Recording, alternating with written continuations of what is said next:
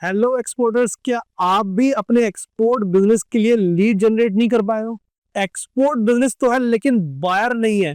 दोस्तों, अगर आप भी बायर को लेकर परेशान हो, अभी एक्सपोर्ट बिजनेस शुरू करना चाहते हो या फिर ऑलरेडी कर रहे हो और समझ नहीं आ रहा कि किस तरह से बायर फाइंड करेंगे, या फिर ऑलरेडी काफी ऐसे मेथड यूज कर चुके हो, काफी पैसा इन्वेस्ट कर चुके हो लेकिन अब तक बायर नहीं मिला है, तो ये वीडियो आज आप ही के लिए है। मैं आज इस वीडियो में आपको बताने वाला हूँ किस तरह से आप ग्लोबल डिजिटल मार्केटिंग का यूज करके अपने एक्सपोर्ट बिजनेस के लिए लीड जनरेट कर सकते हैं, वो भी काफी कम कॉस्टिंग में।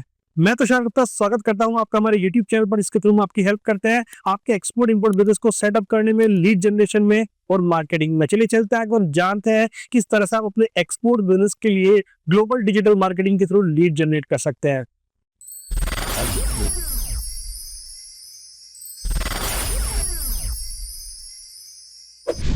दोस्तों, आजकल जो भी लोग एक्सपोर्ट करना चाहते हैं या फिर ऑलरेडी एक्सपोर्ट कर भी रहे हैं, उनके मन में सबसे बड़ी समस्या यही फेस करते हैं कि साहब यहाँ पर लीड नहीं मिल रही है, बायर नहीं मिल रहा है।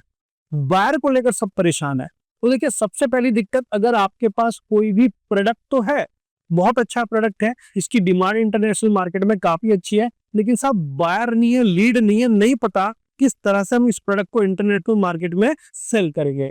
क्वालिटी वाइज भी है आपके पास, काफी लोगों के पास प्रोडक्ट होता है, बायर होता है, लेकिन क्वालिटी नहीं होती। अगर क्वालिटी भी है, वो भी आप इस चीज को लेकर परेशान है कि साहब लीड जनरेट कैसे आएगी, क्योंकि इंटरनेशनल मार्केट में बायर इस बात को लेकर परेशान है कि इससे क्वालिटी प्रोडक्ट कैसे मिलेगा। तो दोनों को मिलना है आपस में, उसकी और आपकी रिक्वायरमेंट सेम मैच होनी चाहिए। उसके अलावा एक्सपोर्ट करने का एक्सपीरियंस भी है, तो भी आप परेशान हो रहे हो, लेकिन साहब बायर कैसे आएंगे, अगर मन में यही क्वेश्चन है, तो इस क्वेश्चन का सॉल्यूशन इस वीडियो में आपको मिलेगा। लास्ट तक बने रहिएगा, मैं आपको बताने वाला हूं किस तरह से डिजिटल मार्केटिंग के पास आपका ये सॉल्यूशन है बायर फाइंडिंग को लेकर, और बायर खुद आपके पास आएगा, आपको बायर के पास जाने की जरूरत नहीं। तो अगर आप भी अब तक इन ट्रेडिशनल तरीकों का इस्तेमाल कर रहे थे, लाइक आप एग्जीबिशंस में पार्टिसिपेट करने की सोच रहे हो कि साहब एग्जीबिशन में पार्टिसिपेट करूंगा, तो समझ लीजिए काफी कॉस्टली होने वाला है।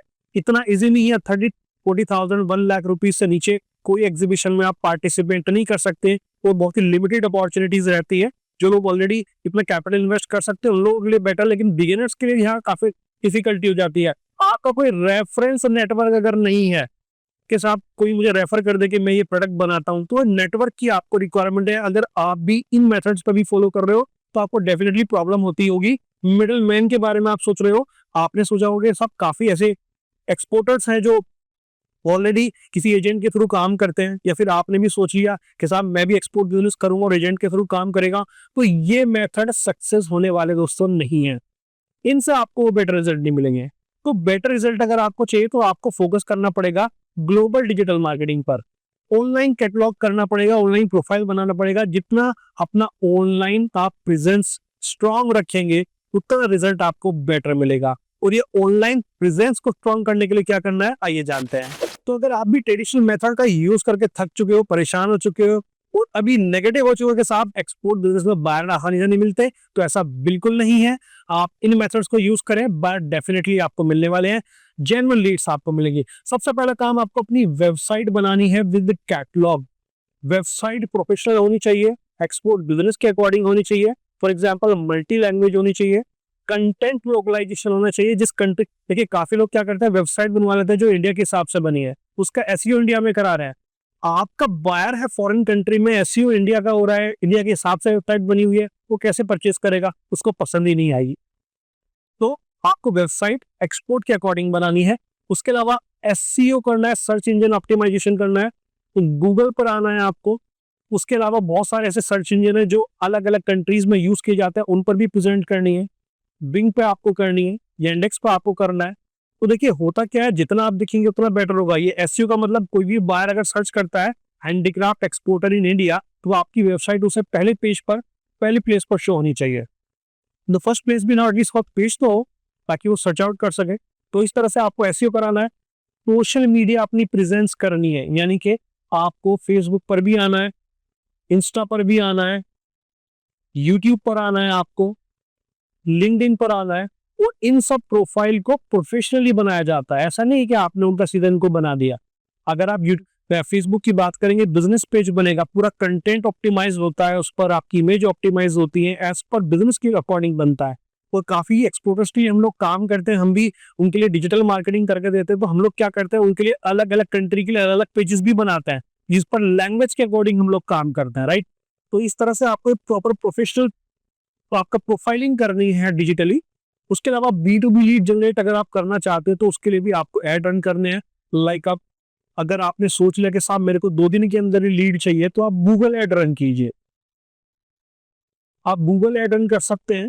गूगल एड रन करना अगर आपको आता है या फिर आप कहीं से करा सकते हैं, जैसे हम भी अपने क्लाइंट्स के लिए करके देते हैं, तो उनके लिए गूगल एड रन करके देते हैं, इंस्टेंट लीड जनरेट करके दे देते हैं उनको। अब लीड तो आगे, लेकिन उससे दिखाएंगे क्या, डिजिटल इकोसिस्टम आपका क्या है, सोशल प्रोफाइलिंग क्या है। आपका फेसबुक पेज पे कोई कस्टमर आता है, इंपोर्टर आता है, तो उसके 3 पोस्ट पड़े हुए हैं, वो भी आपने पिछले साल डाले थे, तो क्या फायदा, वो नेगेटिव इंपैक्ट बनेगा। तो इस चीज अपडेट होनी चाहिए, कंटेंट मार्केटिंग होनी चाहिए, डेली डेली उस पर पोस्ट अपडेट करें, डिजिटल मार्केटिंग करें, अपनी कंपनी के बारे में बताएं, अपने प्रोडक्ट की बेनिफिट समझाएं, उस पर शॉर्ट्स डालें, वीडियोस बनाएं। ये सारी चीजें आपको करनी होंगी, तभी आपको यहाँ पर रिजल्ट मिल सकता है।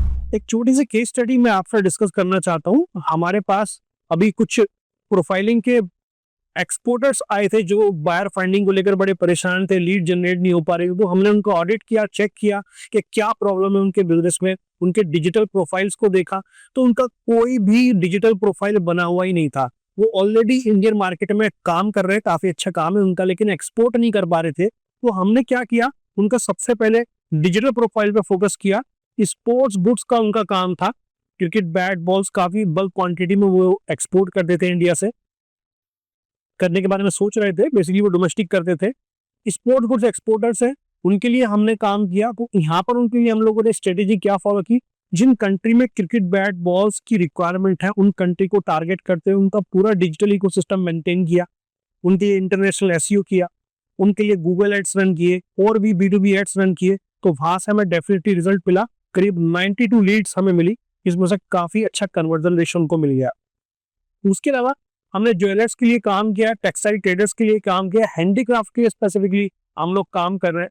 तो यहाँ पर इन सभी इंडस्ट्री में एक बात कॉमन थी, यहाँ पर अभी भी आप देखिएगा अपने आसपास एक्सपोर्टर्स को देखिएगा, उनके डिजिटल इकोसिस्टम बहुत ही कमजोर है, उतना तो ध्यान वो नहीं देते हैं। आजकल डिजिटल मार्केटिंग का मतलब लोगों ने समझ लिया, सिर्फ फेसबुक पर जाओ, पोस्ट डाल दो और अब कस्टमर हमारे पास आएगा। देखिए ऐसा नहीं है, उसमें भी मेहनत लगती है, प्रोफेशनल एक्सपर्टीज लगती है, एक्सपीरियंस लगता है। तो डिजिटल मार्केटिंग पे आप जितना डिटेल में जाएंगे, उतना फोकस करेंगे, उतना ज्यादा बेटर रिजल्ट मिलेगा। तो अगर आप भी अपने बिजनेस की डिजिटल मार्केटिंग को लेकर परेशान है, तो प्री कंसल्ट हमसे कर सकते हैं। हम डेफिनेटली आपके बिजनेस को ग्रो करने में, आपके एक्सपोर्ट बिजनेस की लीड जनरेशन में, ब्रांडिंग करने में आपकी हेल्प करने वाला है। दोस्तों मिलते एक नई वीडियो में नए टॉपिक के साथ, तब तक के लिए थैंक यू, शुक्रिया।